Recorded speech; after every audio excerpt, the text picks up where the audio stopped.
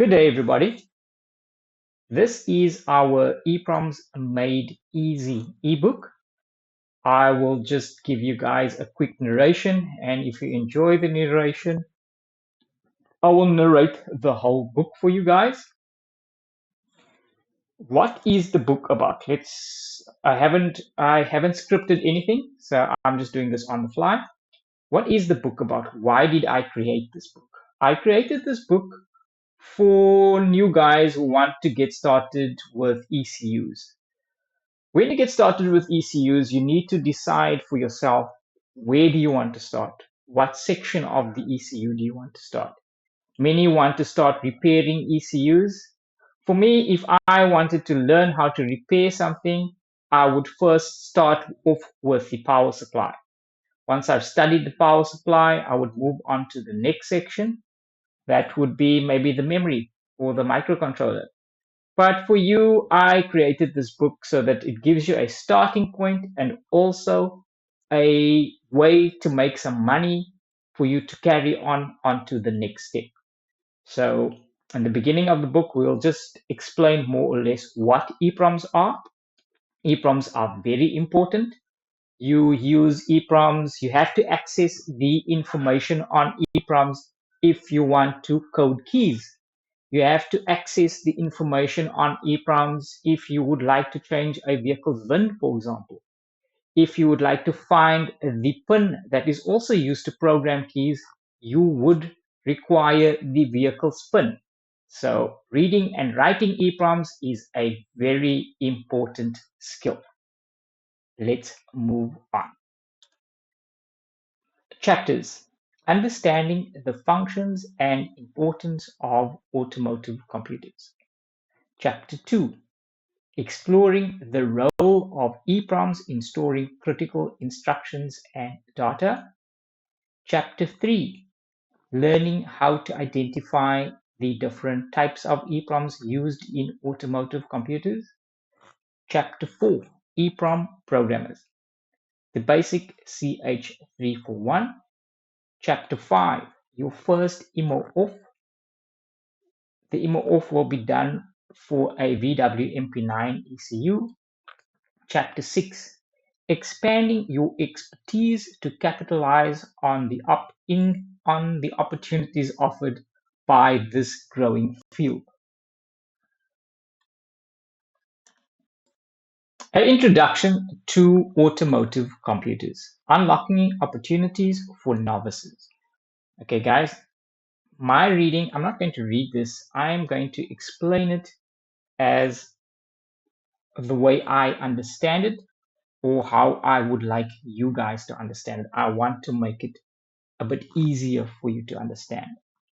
Okay, modern vehicles have evolved. If you guys go out and go and shop for a new vehicle, especially the new Chinese vehicles, you will see there is a lot of technology integrated into these vehicles.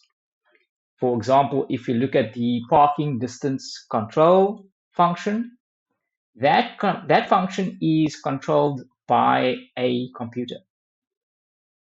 Not a real, well, it is a real computer. It's just a scaled down version of a computer. Something not as big, doesn't have a screen, it doesn't have a keyboard, it doesn't have a mouse, but it does accept input, it does store that input, and it does process that input to generate output. That is the basic definition of a computer. And in modern vehicles, you have many computers. So every computer will have his job. For example, the airbag computer will be in charge of the safety equipment. So they will deploy the airbag in an event of an accident. The engine control computer will control devices like your spark, your fuel, and your air mixture. And that there is designed to give you guys a efficient vehicle. Then we have clusters. Clusters are also computers because they also fulfill the role of a computer. Basically, how can I simplify this as simple as possible? They have all the characteristics of a normal computer. They can accept input, they can store that input, they can process that input and generate output. I hope you guys understand that. I hope that simplifies things. So for every function in a vehicle, in a modern vehicle, you will have a computer that runs that function. Here we have an example of an airbag ECU. For now, guys, I just want you to focus on one item, and that item is the EEPROM inside this control unit. Now, inside this control unit, our EEPROM sits over there. Why do we need to focus on that EEPROM? I'll explain that to you later. So all those computers we've shown you, what do they all have in common? They contain a EEPROM.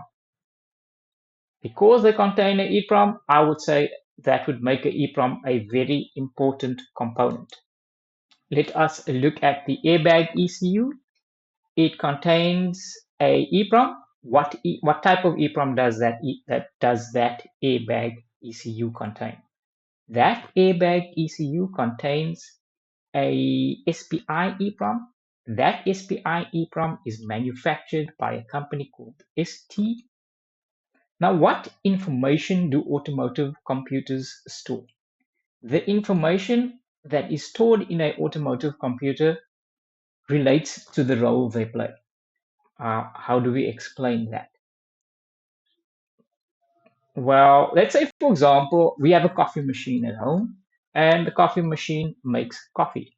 So inside that coffee machine, we will find an EEPROM, and inside that EEPROM will contain the recipe for how to make different cups of coffee. So it has settings on how to make cappuccino. It has settings how to make a latte. It has settings on how to make a normal cup of coffee. And all that settings will be stored in a EEPROM. It will be stored in EEPROM memory. So when we press a button there, the microprocessor or microcontroller will access its EEPROM information and it will read the instructions on how to make the cup of coffee inside the EEPROM memory.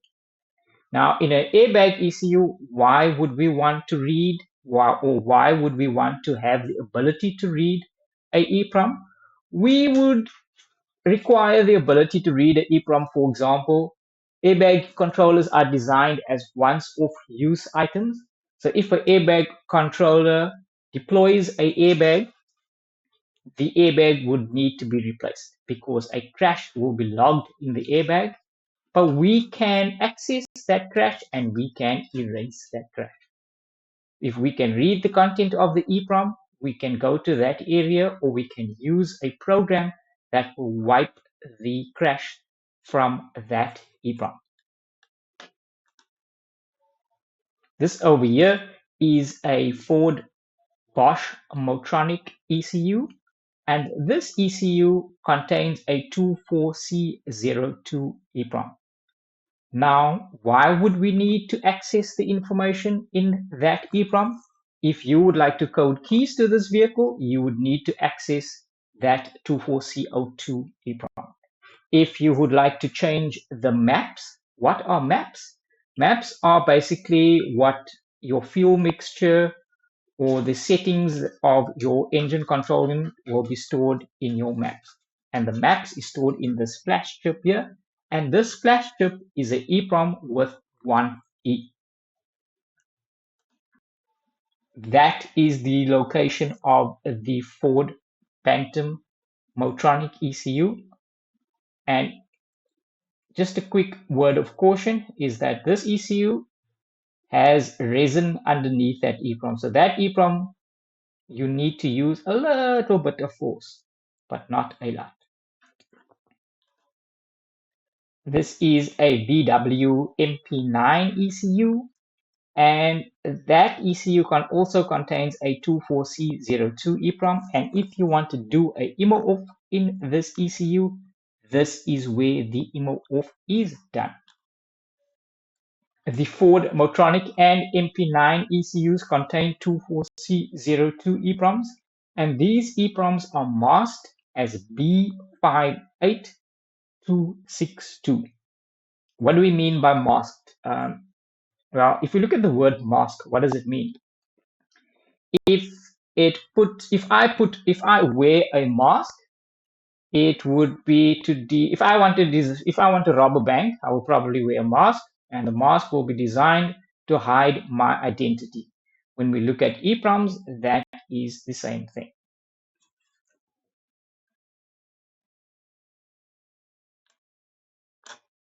Now that you understand the importance of EEPROMs, or why do we have to be able to read and write EEPROMs, in the next chapter we will explain some fundamentals about the EEPROM.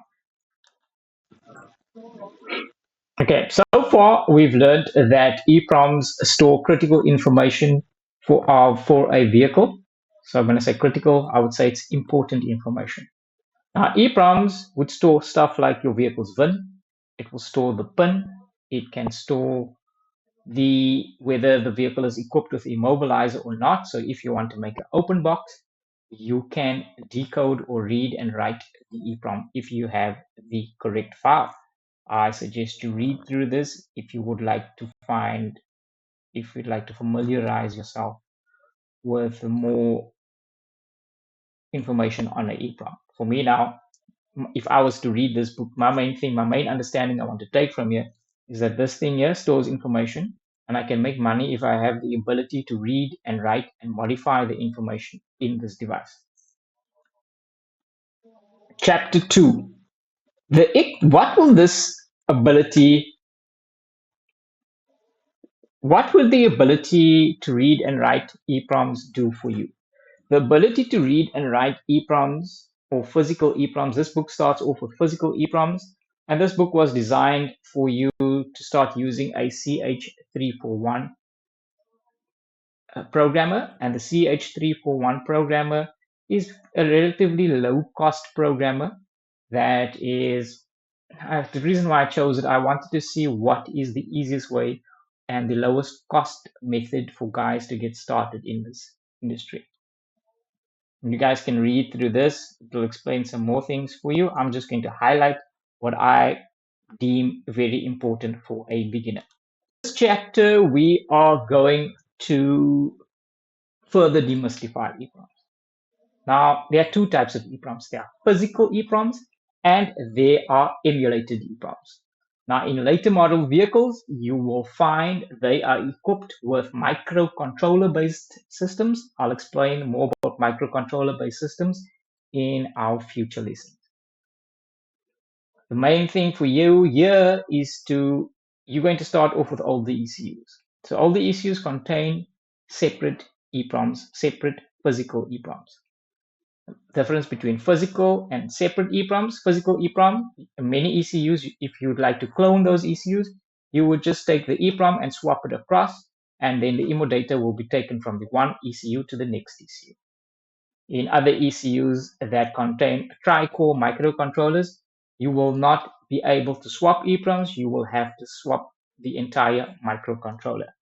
Those vehicles contain emulated EEPROMs. Physical EEPROMs. What is my take on this page? Okay.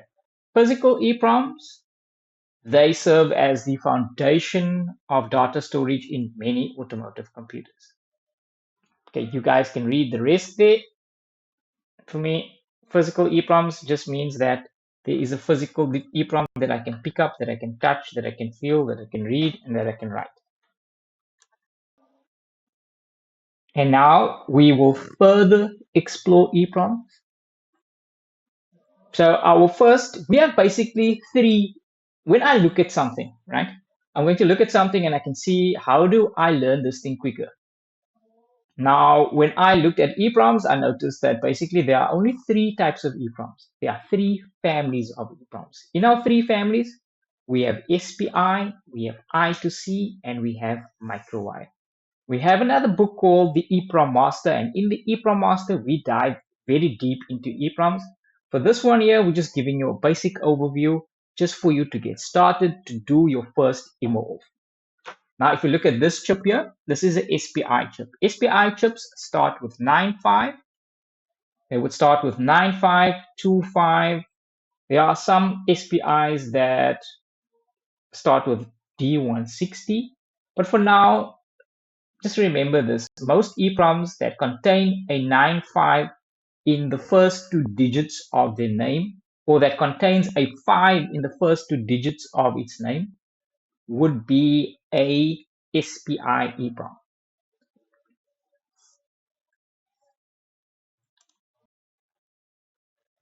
Number two, the next thing you need to look at an EEPROM, you need to identify the orientation of the EEPROM. We need to know where pin 1 is. Where this applies is where you take an EEPROM out, make sure that you have a look, take a picture, make sure that you can see where pin 1 is and which way around the EEPROM goes. So take a photo, make sure that it goes out, goes back the same way. And when you put that EEPROM into an adapter, you must make sure that pin 1 goes to pin 1 and pin 1 goes to pin 1 of your programmer. Now this is the CH341, the device upon which we have created this course. The CH341, be careful guys, when fitting EEPROMs, make sure you know the correct orientation. As this thing here, during our experimentation when we were creating this course, this device has killed a couple of SPIs when we put them in the incorrect way. Doesn't kill it first time, but it will kill it if you continue putting it in the incorrect way. You will feel the EEPROM will get very hot when it's fitted in the incorrect orientation. So always make 110% sure that your EEPROM is fitted in the correct orientation.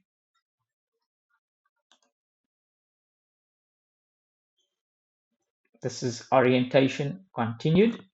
And as I explained, this is a budget programmer.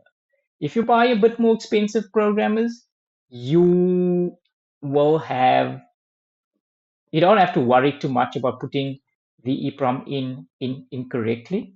It won't read it, but it won't damage it. And when reading and writing EEPROMs for the first time, it is very important to get a good read on your first read. It's very important not to damage that EEPROM during your first read. We have many students who bypass all the warnings. And once they bypass the warnings, a lot of guys don't want to learn foundational lessons. And some of your foundational lessons is the removal and refitting of EEPROMs. Removing and refitting EEPROMs does not require any force. We have an in-depth discussion on this in our EEPROM masterclass, whereby we explain to you different things about removing and refitting EEPROMs and what to be careful of. Sometimes we have a student who actually, let's not focus on him now, but he bypassed all the warnings and damaged a EEPROM. The next EEPROM is a I2C or a I squared C EEPROM. And I squared C and or I2C EEPROMs, they will start off with the prefix of 24C. So if you look at this one here, it's a 24C and the size it's a 02. So it's an Atmel 24C02. Over there we have pin 1. And if you look at the writing, if the writing is the right way around, then pin 1 would be your first leg on the left. Now, I'm going to have to say goodbye to you guys. But if you would like to purchase the full book, you could contact Nolu. She will place a link in the group as well. And if I am going to create a book on the use of a bit of a better programmer called UPA USB, and whoever purchases a copy of this will also get a copy of the new upgraded book. Thank you.